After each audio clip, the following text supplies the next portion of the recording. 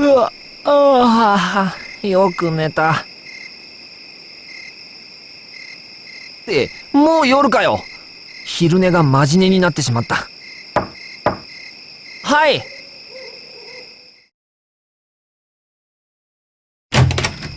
陛下、大丈夫でございますか？痛かったり苦しかったりするところはございませんか？ギュンター、あんたの声の方が相当苦しそうだよ。それはもう陛下がお倒れになられ、私の心は張り裂けんばかり。大丈夫、俺大丈夫だから。倒れてないし、ただの昼寝だし。そうだ、後で部屋に行くから久しぶりに勉強でも見てくれないかな。陛下、そのお言葉本当ですか？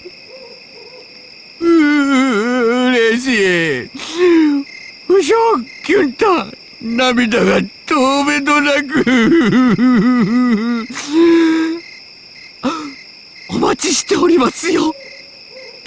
たくん、心配性なんだから。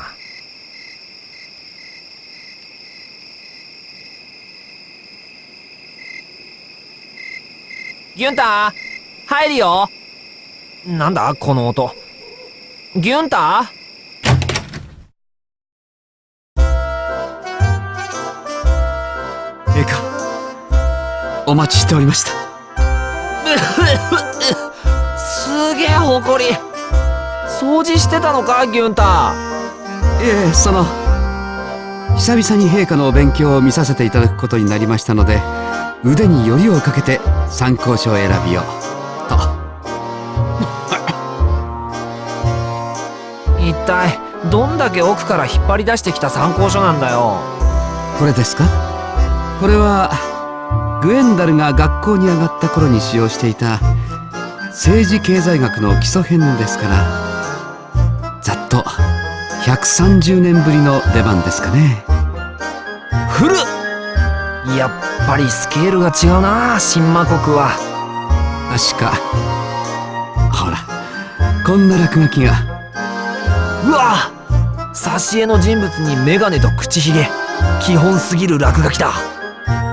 グエンダルは何事も基本を大事にして応用に進むような生徒でしたからね。そっちの分厚い本は？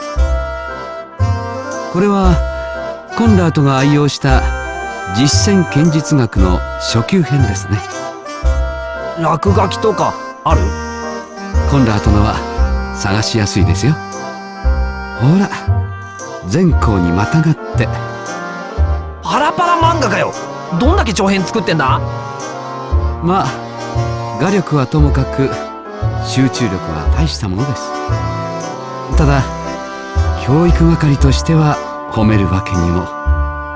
苦労しましたよ、あの生徒には。割と新しめのその本は？ボルフラムがつい最近まで用いていた筆形魔術大全です。貸して貸して。ボルフラムはどんな落書きしてんだろう。あれ、ないな。ボルフラムはそういうことはしない生徒でしたね。脇目も振らず学習しておりました。へえ、3兄弟の中ではボルフラムが一番真面目だったのか。まあ一番神経質そうではあるよな。あれあれあれ、この教科書ページが飛び飛びなんだけど、乱調？ああ、ボルフラムは思うように魔術を習得できないと癇癪を起こしてその功を破ってしまうものですから。わがままプーだ。兄弟3人ともそれぞれ個性があって、教師としても教えがいのある生徒たちでした。今の立派なお姿を眺めるにつけ、懐かしく思い出します。さてと、では張り切って魔王に必要な科目をお教えしたいと思います。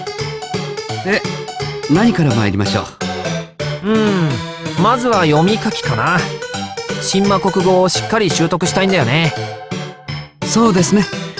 読み書きができれば熱い内容の恋文なども自由自在。ああ、はそこ、めまいを起こさない。それから魔術の治癒術っての、あれも教わりたいな。いざって時の救急箱代わりになれるでしょ。僕はみんなの傷ついた部位を舐めるように優しくいたわりたいということですね。まあね。なんか言い方がやらしいんだよな。あとやっぱり剣術、ぜひともギュンターから教わりたい。剣の道は心の道ってやつを一つ。おや、陛下、どこでその言葉を？昔ね、すごくかっこいい人が言ってたんだ。昔？そう、ずっと三兄弟の味方だったある人が言ってたんだよ。かっこよかったな。あ、陛下、それって。